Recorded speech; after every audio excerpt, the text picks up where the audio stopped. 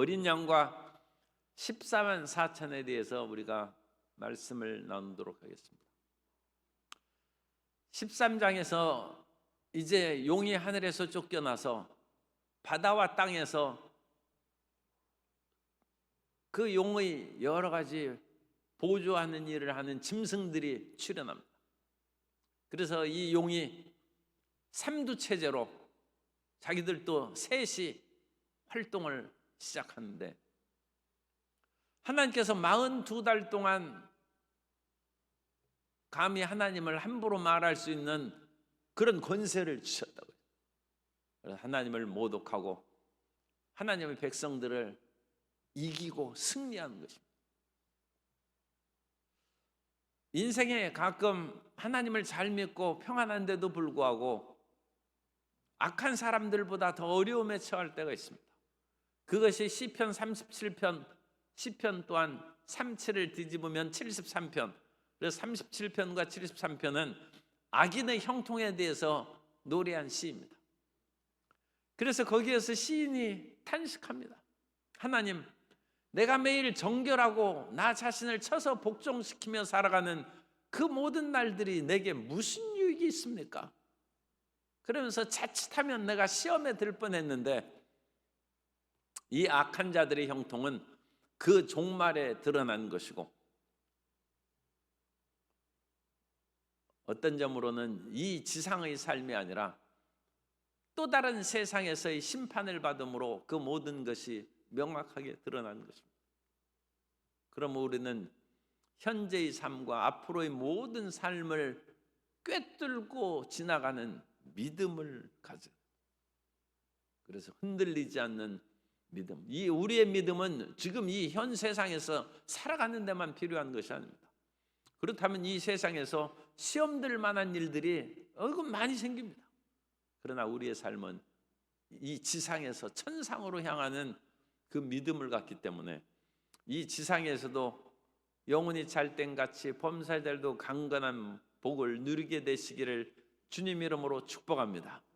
그런데 서로 그리 아니하실지라도 천상에서 이 믿음을 잃어버리지 않는 굳건한 사드락과 메삭과 아벳노고 같은, 서로 우리가 죽임을 당하고 풀무불에 던져진다 할지라도 우리는 우상에 절을 안 한다는 그런 담대한 믿음이 있어야 되는 것입니다. 13장에서는 이와 같이 용과 두 짐승의 그 여러 가지 나쁜 또는 미혹하는 일들이 많이 일어나는데, 그런 미혹한 일들로 말미암아 사람들이 흔들거리는 것입니다. 13장 4절에 보면 용이 짐승에게 권세를 주므로 용에게 경배하며 짐승에게 경배하여 이르되 누가 이 짐승과 같으랴? 누가 능히 이와 더불어 싸우리요 하더라. 믿음이 없는 사람들은 기가 팍 죽어. 그래가지고 이제 이 용과 짐승을 따르지 않고 우리가 어찌 살겠는가? 세상에 돈 있고 권력 있고 또 여러 가지 강한 그런, 좋게 얘기하면 리더십을 발휘한 사람한테 사람들이 기가 죽고 힘을 잃어버립니다. 저항할 것과 같은 것, 이제 모든 것은 끝났다. 대세가 기울었다. 그렇게 얘기합니다. 누가 능히 이와 더불어 싸우리요? 그리고 7절에 보면 또 권세를 받아 성도들과 싸워 이기게 되고, 성도들이, 하나님을 믿는 성도들이 이 용과 짐승의 세력에 패배하고 무너진다. 참 기가 막혀. 그러나 8절에 보면 죽임을 당한 어린 양의 생명책에 창세 이후로 이름이 기록되지 못하고 이 땅에 사는 자들은 다 그 짐승에게 경배하더라. 그러나 창세 이후로 어린 양의 생명책에 기록된 그 사람들은 끝까지 믿음을 지킨다.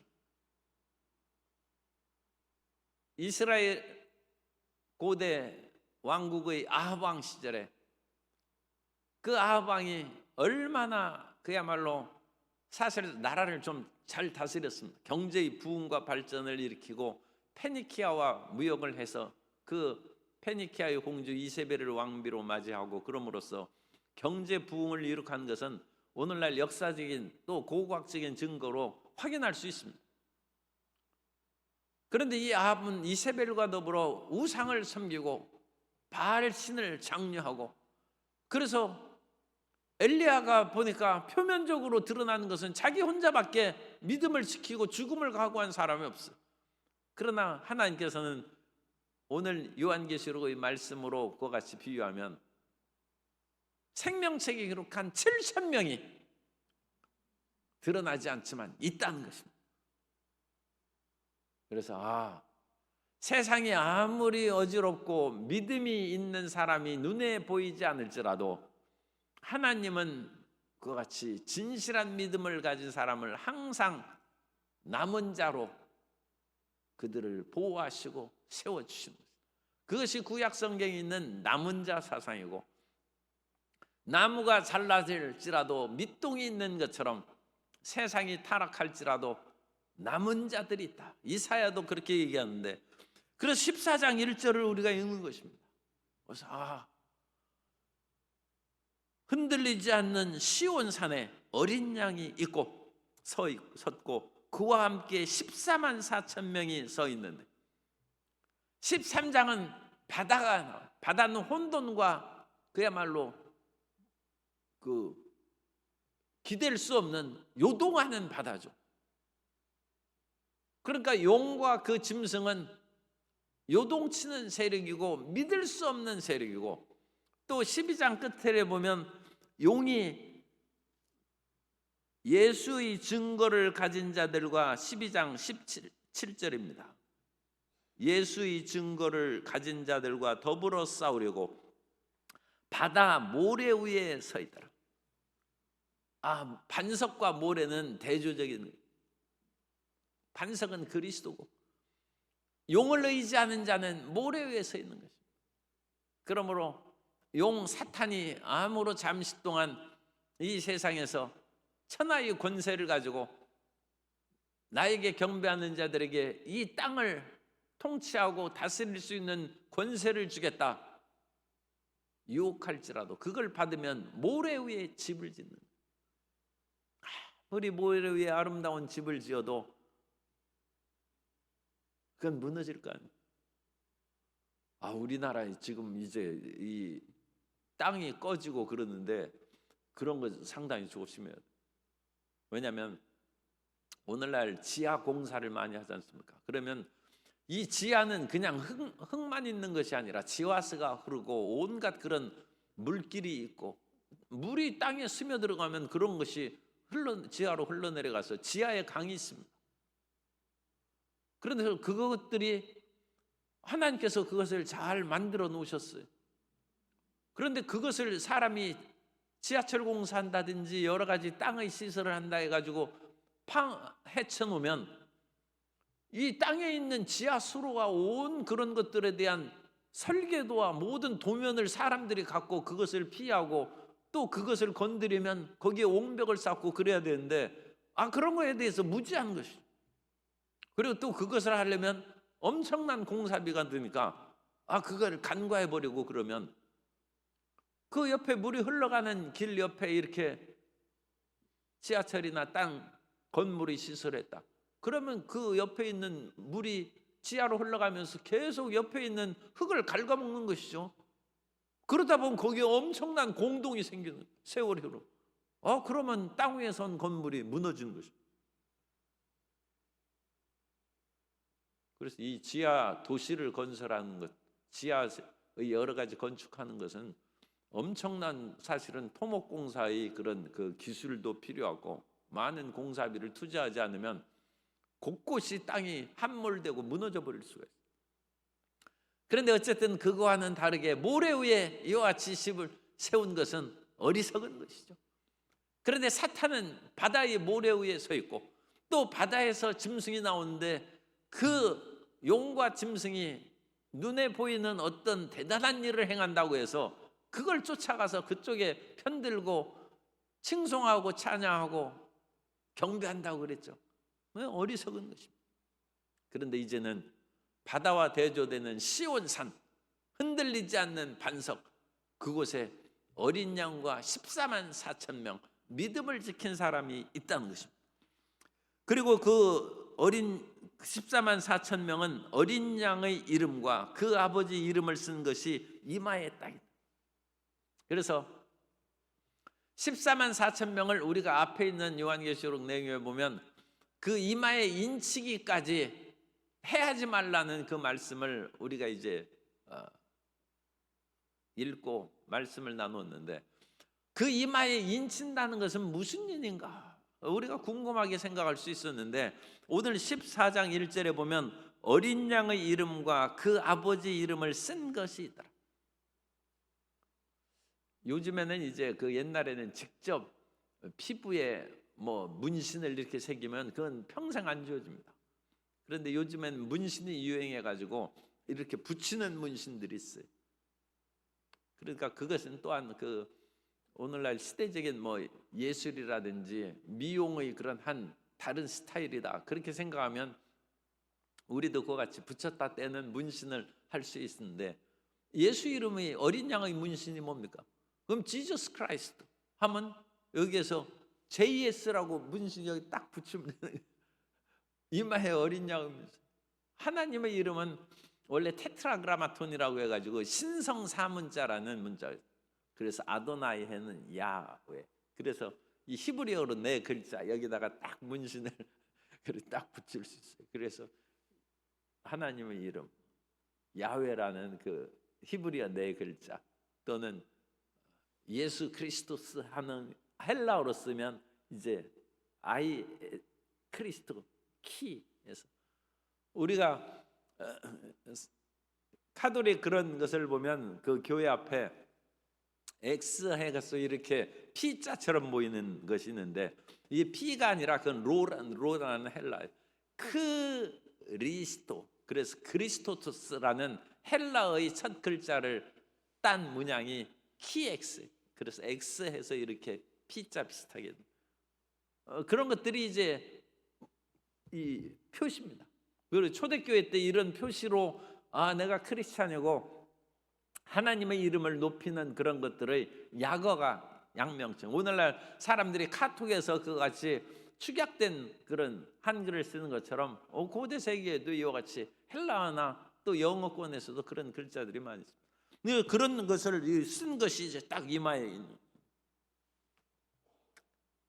우리가 또 이마에 쓰고 다니면 그 사람들이 저 무슨 이단이 생겼는지 하고, 그러니까 이제 조심할 필요가 있는데, 그래도 그런 것을 집에서 혼자 딱 붙여놓고 자기 사진, 카톡 사진 하나 올리고 뭐 그런 정도는 괜찮지 않을까 싶습니다. 왜냐하면 자기 이마에 그리스도의 이름을 딱 붙여놓고 너는 예수를 위해서 살아가라, 맨날 그 사진 보면서 우리가 자신을 치고 경건함으로 우리가 나아갈 수 있는데 도움을 받을 수 있습니다.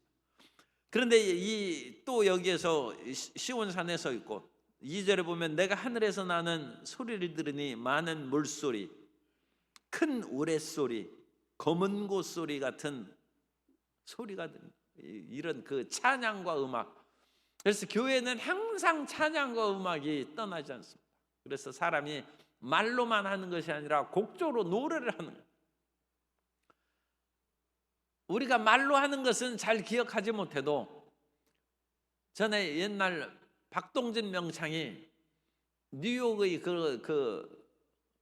카네기 홀인지 어쨌든 뉴욕에서 8시간을 판소리 쉬지 않고 공연을 했다.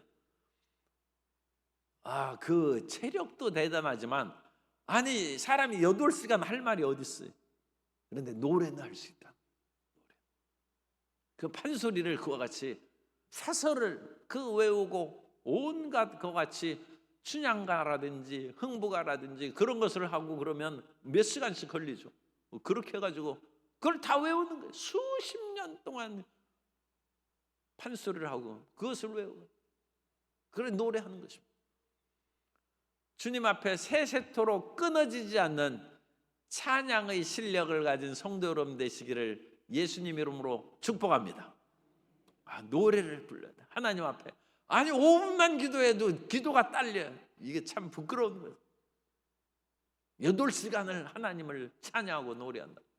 그런데 그 소리가 얼마나 우렁찬지 많은 물소리 같이 폭포의 여러 가지가 합치는 많은 물소리 같고 천둥 소리, 우레소리와 같고, 그럼에도 불구하고 이 소리가 참 조화를 이루어서 검은 곳 하는 소리 같다. 이것은 조화의 운율을, 그래서 많은 물소리와 우레소리, 그런데도 조화를, 우리 준비 찬양하는 그런 분들을 잘하고 하나님께 항상 찬양해서 내가 기쁜데 가끔 마음에 안 들 때가 있어요. 어떤 때 마음에 안 드냐? 소리가 모기 소리만 해요. 나는 소리 작은 것을 별로 좋아하지 않습니다. 왜냐하면 성경에 예수님의 목소리도 많은 물소리 같고 우레소리 같은 그런 소리로 표현하기 때문에 우리는 마이크 앞에서는 물론 절제를 해야 되지만 나는 항상 목청껏 외치는 찬양을 그것을 최고로 여깁니다. 그런데 그 목청껏 외치는 찬양이 검은 곳 하는 소리처럼 조화를 이루고 운율을 박자가 맞는 아름다운 소리가 돼요. 그냥 소리 지르는 것은 이런 표현하는 것은 참 그런데 돼지 멱다는 소리 같다는, 그럼 되겠어요? 그럼 안 되죠. 그런데 그렇다고 해가지고 모기 소리 많아게 그거 가면 안 돼. 찬양은 사람을 압도하고 하나님 앞에서 목청껏 찬양. 그런 소리가 요한계시록에도 계속 나옵니다. 많은 물소리 같고 우레소리 같은. 그래서 이 하늘의 찬양도 그렇게 얘기하죠. 그런데 항상 열심히 공부를 해서 운율 박자를 맞춰야 되니까 검은 곳 하는 그런 소리처럼 아름답게 들려야 된다는 것입니다. 그래서 이와 같은 소리를 3절에 보좌 앞과 내 생물 장로 하늘의 그와 같은 스랍천사라든지 또는 신구약의 그와 같은 대표의 장로들을 상징하는 그런 존재들입니다. 그래서 하늘의 그런 위대한 그런 존재들이 하나님 앞에서 찬양을 하는데 새 노래를 부르는데, 이 새 노래가 이 땅에 있는 14만 4천 또는 이 사람들이 이 땅에서의 모든 임무를 마치고 영적으로 하늘로 올라가서 함께 하나님을 이 하늘의 천군 천사들과 부르는 그런 모습으로도 생각할 수 있습니다. 그래가지고 이 함께 노래를 하는 것이죠.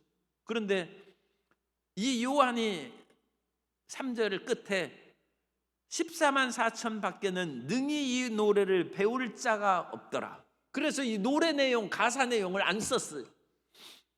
요한계시록에서 노래 찬양이 나오면 그 찬양 가사가 나옵니다. 하나님과 어린 양이 세세토록 영광과 존귀와 찬양을 받을지로다 하는 그런 내용이 있는데 여기에서 내용이 안 나와요. 그래서 요한계시록에 있어서 노래가 나오고 내용이 안 나오는 유일한 본문입니다. 그런데 이 말이 사실인 거예요. 이 노래를 사도 요한이 듣긴 들었는데 쓸 수가 없어요. 배울 자가 없어요. 배울 자. 사도 바울도 삼층천에 올라가서 말할 수 없는 말을 들었다고. 무엇인가 그 듣고 참 기가 막히고 위대한 그 같은 찬양이나 말을 들었는데 그걸 표현할 길이 없고 말을 할 수가 없어요. 그거나 마찬가지예요. 우리 인간의 언어의 한계. 사람은 말을 아무리 잘해도 100% 커뮤니케이션이 잘 안 되는, 100% 전달해. 그래가지고 우리가 이 지상에서도 우리가 외국어도 배우고 온갖 것을 배우고 그러는데 천국에 가서도 이 우리가 알지 못하는 노래 배울 것이 많이 있어요. 여러분, 천국도 공부하는 곳입니다. 공부하는 거 너무 싫어하지 마세요. 그런데 이 땅에서 공부를 우리가 왜 싫어합니까? 공부를 했는데 점수가 내 마음대로 안 나온다든지, 공부를 많이 했는데도 떨어지니까 안 하는데, 천국은 그렇지 않습니다. 천국은 공부하는 것만큼, 심은 만큼 열매를 거두는 좋은 곳입니다.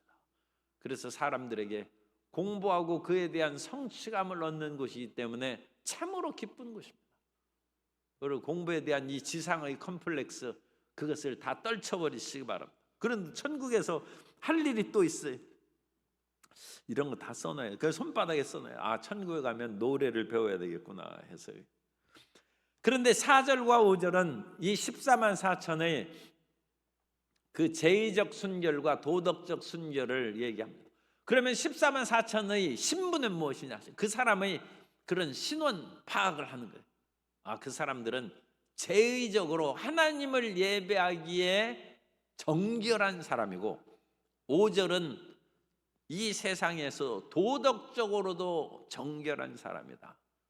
그 두 가지를 4절과 5절에서 말씀하고 있습니다. 그래서 우리가 14만 4천 명에 들어가고자 하는 그런 믿음을 가지면 하나님 앞에 제의적으로 예배 드릴 때 깨끗해야 된다. 그런데 어떻게 깨끗하냐? 이런 것은 상당히 의식적인 그런 표현인데, 그래서 4절에 이 사람들은 여자와 더불어, 이 사람들을 남성 복수로 되어 있어요. 그래서 이제 어쨌든 남성 복수로 되어 있기 때문에 여자와 더불어 더럽히지 아니하고, 하나님께서 생육하고 번성하라고 했는데 여자와 결혼하는 것이 더럽히는 것인가? 그런 문제로 생각할 수 있는데, 그런 의미로서는 좀 그 생각을 안 하는 것이 좋을 것 같습니다. 그리고 이런 것들로 인해서 중세 때 독신의 하나님의 종을 더 존경하고 그 사람이 더 높은 단계에 있다는 것으로 많이 받아들여졌어요. 그래서 처음에는 베드로가 부인도 있고 그랬죠. 그리고 사도 바울도 나도 결혼할 수 있다고 했어요. 그런데 나는 안 한다는 것이죠. 그럼으로써 결혼하고 안 한 주의종들이 섞여 있었는데, 점차적으로 결혼을 안 한 주의종들이 더 하나님께 헌신하고 더 거룩한 것으로 여겨짐으로써 중세, 그것도 이제 기독교의 전신이죠. 중세 카톨릭에서는 독신으로 주의 일을 하는 것이고, 그러다가 종교개혁으로 말미암아 이런 그 의식적이고 형식적인 것으로 하나님 앞에 자신을 드러내는 것이 합당치 않다 해서 주의종들이 이제 개신교에서 목사가 결혼하게 됩니다.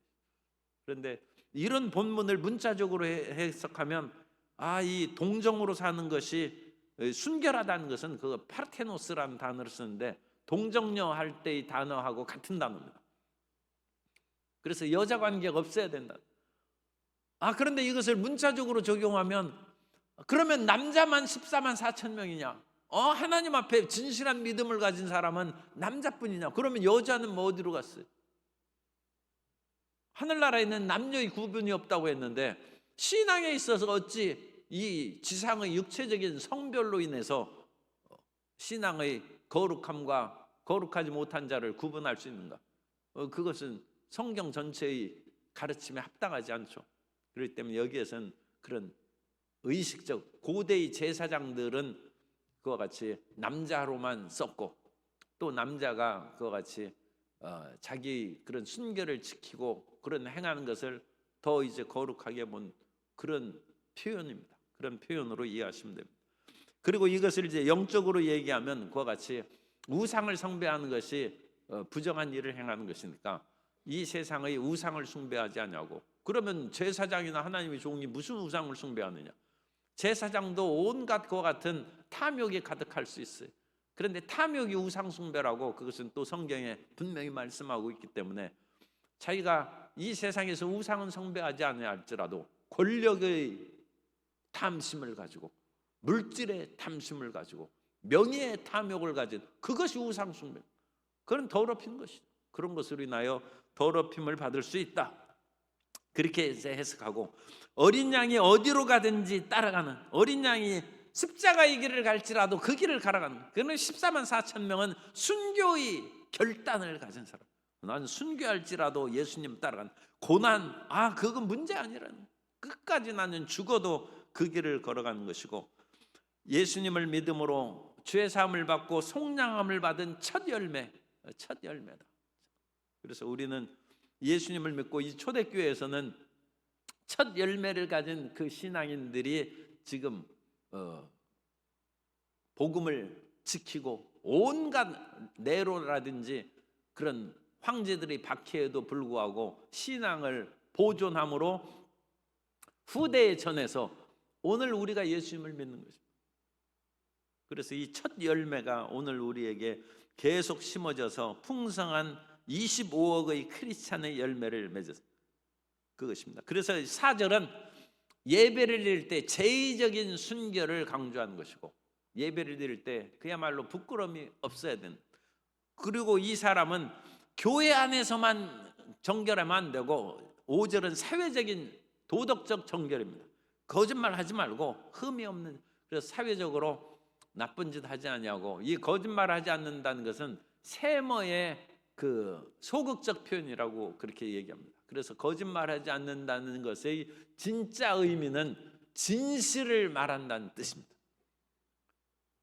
그런데 우리가 겸손해야죠. 우리가 어찌 100% 진실을 말하겠습니까?